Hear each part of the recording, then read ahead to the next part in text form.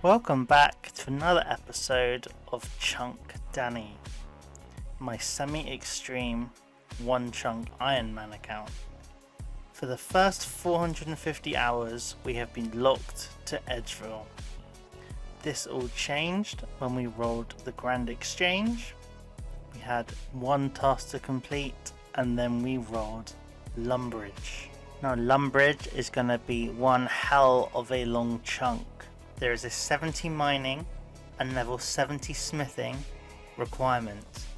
As Obor drops diamonds, there is a 43 crafting grind. I will also need to get level 36 range because I need to have the ability to wield mithril bolts. And also level 55 magic so that I can cast high level alchemy. We also have best in slot tasks including a rune full helm, bronze knives, rune plate legs, a rune two-handed sword, a rune kite shield, a rune longsword, rune battle axe, as well as the hill giant club. Now let's remember all of these drops except the bronze knives are obtained from killing Obor. So in order to start getting these drops, we're going to have to train our magic quite substantially so that we don't keep wasting our keys. A long amount of grinding is ahead of us. I'm excited. Let's get into the episode. Level 20 smithing has been a long time coming. We've been one lamp away since level 49 mining, so quite a while. We can now make silver bars, which is going to be the majority of our smithing grind. Smelting the last of my copper and tin into bronze bars has got me up to level 26 smithing, nearly level 27. Now we are going to start using our silver ore, and once we have smelted all of that into silver bars, we will move on to making probably bronze knives from the bronze bars. If my calculations are correct, we have about 45 smithing banked, so let's get on with it.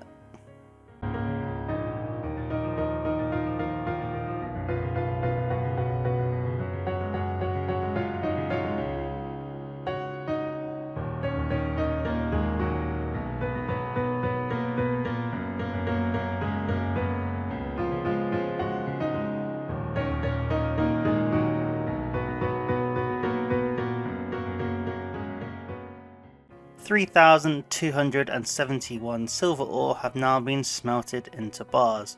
We have reached level 43 smithing. It is now time to make the 844 bronze bars into bronze knives. Level 45 smithing coming in. We have a couple hundred of bronze bars left, but not enough to get to level 46. We also have about 500 to 600 iron ore in the bank. But as of yet, we are not a high enough magic level to enchant our ruby rings, so for now this is what level we will stay at.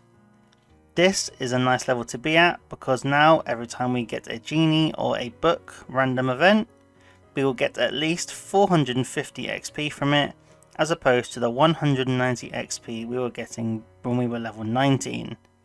450 XP is about 30 or 25 to 30 silver ore into bars, so it is basically a whole inventory of silver ore that I will no longer have to mine. This is going to save me about 20 minutes per lamp, so in turn would save me hours and hours and hours. The only method available to me to train crafting from level 1 in the chunks I've unlocked so far is to shear sheep and then to spin the wool in Lumbridge Castle. Each piece of wool will give me 2.5 XP, and we need to get to level 43. Now, as we have been killing loads of hill giants and done some mining, there are gems in the bank, and as we have got a decent amount of flax from beekeeper randoms, we can train on that from level 10. The issue is getting to level 10 in the first place. It's probably about 450 balls of wool to get to level 10. So probably 15 to 16 trips of shearing sheep, walking back to Lumbridge Castle and then spinning them. So that's really not too bad at all. It might take a bit longer because we only have access to about a third of the sheep pen, but that's generally not too bad, only a couple of hours work. Coming in is level 5 crafting. Now this is such a painfully slow method, but at least we're getting some progress. Each full inventory of 27 is getting me about 68 XP. Some of you may have been wondering why in the first clip I was world hopping in between shearing the sheep. I didn't realise that the wool actually regenerated after a couple of seconds, so it's probably saved me quite a bit of time not hopping and just waiting a couple of seconds for the wool to respawn. But we've just hit level 7, only 3 levels to go. This has taken an hour so far. My first XP lamp in about 50 in-game hours. We haven't had one since I was level 49 mining, as I've said previously. We're going to get 450 XP from this, and that honestly is amazing. I'm so happy I took the time to get my smithing level up in the first place, and it's just every time I get one I'm going to think now it's just saving me so much time. It has taken just a minute over 2 hours to get from level 1 to 10 crafting. I believe it was about 460 balls of wool that we had to make to get to this level, which means we know for the future if we need to do this again that it is roughly 230 balls of wool per hour. We have 121 flax in the bank, so we're going to see what level this gets us. I would imagine probably level 15 or 16, maybe 17 if we're lucky. And then the remaining 3 or 4 levels up to the level we can make sapphires or cut sapphires. Hopefully we can get a few beekeeper randoms so that we can get more flax. I don't really want to use lamps on crafting, and as I'm going to be in Lumbridge for such a long time, then I'm pretty confident that we're going to get some beekeeper randoms. And that is the last of the flax made up. We have made 121 bowstrings. Unfortunately, we are 100 flax short of level 20 crafting. Obviously, once we get to level 20 crafting, we can cut all of our sapphires, which will speed up crafting exponentially. Hopefully, we can get a good amount of beekeeper randoms, and when we do, hopefully, we get a good amount of flax as well. With crafting and smithing as progressed as they can possibly be at the moment, it is time to turn our attention to magic. Now, when we fought Obor last, we had level 27 magic, and we got him to about half HP. In this episode, I plan to train magic up until I have at least unlocked the death rune spells, as this may give me the edge and may give me the ability to actually kill him. Level 30 magic coming in, we can now equip Briafita's staff, so in the future when we have a high enough agility level, we can climb through the grate in Edgeville dungeon and start killing moss giants, and eventually start killing Briafita. Level 37 magic coming in, and on the same kill we get 50 air runes. Always nice to get some extra air runes. And I have been teleblocked and snared, so I am just going to make sure that my protect item is on because I don't want to lose my staff as I get smacked a 50 and then a 25. I tried eating, but then I remembered that I actually have rat meat and not actually sharks or carambans or brews, but there you go. He doesn't seem to gain anything from that. All he's done is gained an event of rat meat, so I guess read into that what you will. But there is a dead Chunk Danny. I think that's the second or maybe third time that I've been PK'd on this account now. I lost over 100 fire strikes, so that's a bit frustrating. But we're going to gear up and go straight back. God, I am so bad at these maze random events. I end up just getting lost and then I just waste so much time. So I think I only got about 67% reward, but the reward was a good one. We got 300 steel arrows and 10 nature runes. The nature runes will obviously be used for high alchemy, snares or superheats. And the steel arrows will also come in useful because as I now have access to bowstrings, I can actually make bows. So as my range level increases, I can make oak short bows, willow short bows, and then up to yew short bows. So that's going to be really helpful for me in the long term. First kill back after we were PK'd, and we get another Rune Med Helm. I believe this is the third one now we have on the account. So when we have level 55 magic, this will be a nice about 10k gold coin injection into the kitty. Beautiful. Wow, and another Rune Med Helm, literally the very next kill. After you've come back from the bank, that's insanely lucky. They're 1 in, 1 2A, and we've got them back to back. So that's instantly just 20k added to the pot once we have got high alchemy. Beautiful. Just realised I didn't actually have the recorder on, which is slightly frustrating, but we got another rune chain body drop. I think this isn't actually now the third one, which is insane. It's another 30k alch. So just between the Rune Med Helms and the rune chains, we're going to have at least 80,000 coins worth of alchs. And bearing in mind, I haven't even killed 128 demons yet. It's actually insane. A fairly big level coming in now, level 40 magic. We are just now 1 level away from being able to cast Air Blast, which is the first death rune spell. Just 1 more level and we may just try our chance at Obor. Something that occurred to me that could help me with my fight against Obor was the fact that I have a bunch of sapphire rings in my bank that I obtained from birds' nests. Now if I enchant these into rings of recoil, I know there's going to be unavoidable damage against Obor that I'm going to take, so I thought if I can wear a recoil ring, maybe I can do up to 10 to 15 damage in a fight, and that could prove the difference between killing Obor and not killing Obor. Finishing off the last remaining level with just a few low alchs, we have finally hit level 41 magic, which has unlocked Wind Blast. I believe I called it Air Blast in the last clip, but Wind Blast has now been unlocked, which is the first death rune spell. So I'm going to gear up and I'm going to see if I can finally slay the hill giant boss.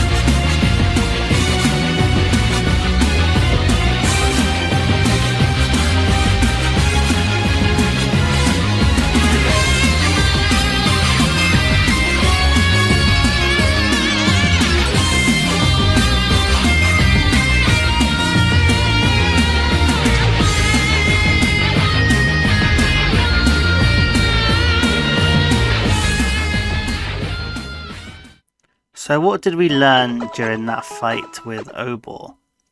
So we got it down to the low 40s HP, which is my new best fight. However, I know there was multiple times where I misclicked or I used 2 binds in a row, which wasted time and ultimately DPS. And I messed up my eating towards the end, I just didn't click in time. But all in all, my best fight yet. I have taken about 80 HP off out of 120. So that's 2/3 of the way. We just need to find a way of getting the last third HP off. What I did notice about that fight was the recoil rings put in work. They did a lot of damage. And ultimately, as the damage taken from Obor is unavoidable, that means recoils are always going to help in every fight. I think moving forward, I'm not going to fight Obor again until I'm level 50 magic at least, as that would unlock Snare. Binds just ain't it. It's just not good enough.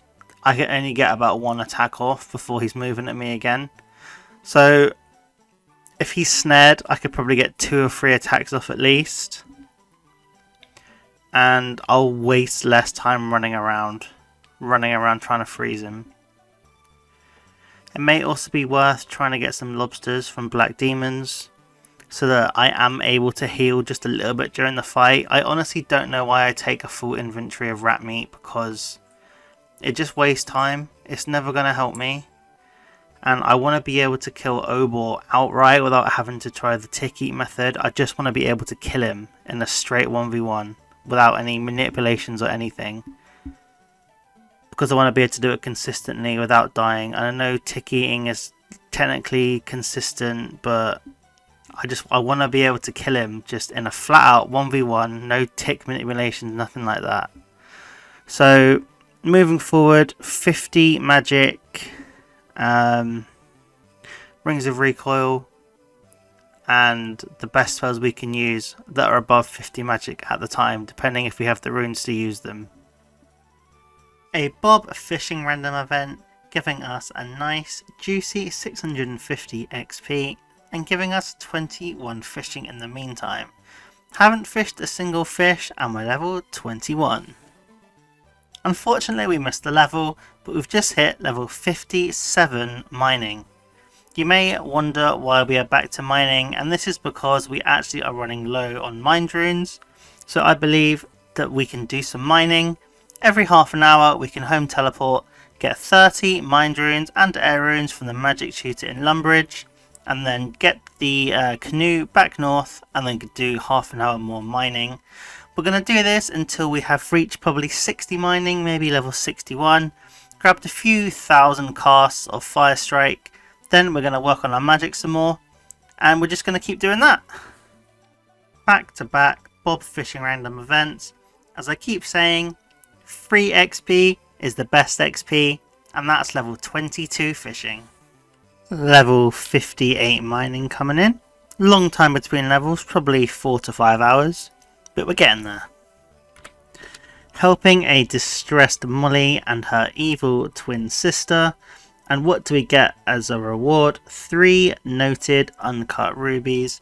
Unfortunately, we don't have a ring mold or access to gold, but in the future, I'm sure these will have a use at some point.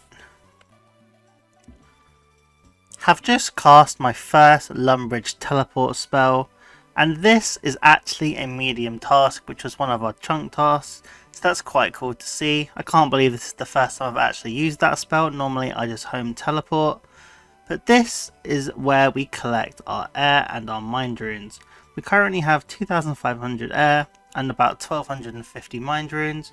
Every half an hour, the magic tutor will give us 30 of each. I don't know why they're so stingy. If you have an air rune on you or in the bank, they refuse to give you any.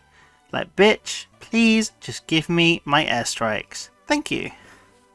The amount of XP randoms and books we've got this episode is really liberating, because it makes me feel I made the right decision to train up my smithing level. 675 smithing XP just for free. That saves me about 2 full inventories of mining silver. So that alone has just saved me half an hour. It's so good. Going from a book into a Freaky Forester XP lamp, and that is another 20 minutes saved. Perfect. We got a beginner clue whilst we were mining, so we're just going to see if we can get lucky and get a one-step casket. Are we going to be lucky? Where's Uri? There he is. Uri, give me a casket, please. Please. Ah, never lucky. That's unfortunate. Hopefully in the future we will be able to get a 1 clue casket from mining. This XP random luck is actually crazy. We've got yet another book of knowledge, another 675 XP, and we're actually getting close to level 46. We've nearly done a whole level, just some XP lamps.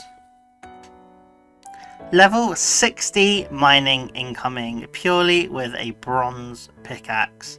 We can now mine tier 6 stars and enter the mining guild, neither of which we can do right now, but we are actually very close to the dwarven mine, so maybe in the future we will roll that chunk. But level 60 mining is beautiful to see. My top row of levels is now 70 attack, 70 hit points and 60 mining. Whoever at Jagex has put this luck onto my account, thank you. But here is a count check, another XP lamp, and there is an extra 450 smithing XP.